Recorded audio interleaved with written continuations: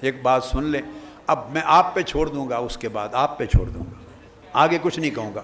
میں نے پوری زندگی، کیا پوری زندگی سگریٹ کو یا اس کے سموک کو میں نے ٹیسٹ بھی نہیں کیا کہ وہ کیسا ہوتا ہے سموک، ساری زندگی۔ ایسے ہوتا ہے نا شغل کے طور پہ آدمی ذرا بھئی وہ سگریٹ ایک بار سموک کر کے دیکھتا ہے، جائزہ پریکٹس کرتا ہے یا بھئی کیسا ہوتا ہے۔ میری بات آپ سمجھ گئے نا؟ ساری زندگی میں نے اپنے لب کے ساتھ سگریٹ کو چھوا نہیں۔ اور ایک دن مجھے ابا جی قبلہ نے فرمایا رحمۃ اللہ تعالی علیہ، ان کی ساری تعلیم کی تکمیل لکھنؤ میں ہوئی تھی، پھر حیدرآباد دکن، لکھنؤ میں تکمیل ہوئی، 10 سال لکھنؤ میں گزارے، اور لکھنؤ سگریٹ اور پان یہ ان کے کلچر کا حصہ ہے، سگریٹ اور پان۔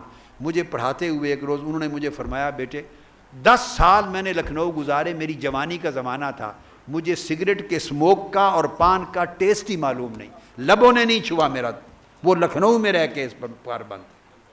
میں نے پوری زندگی ایسی چیزوں کو کبھی لبوں میں نہیں لگایا، یعنی میری زندگی اس سے بہت دور ہے۔ تو آپ میرے قریب ہیں،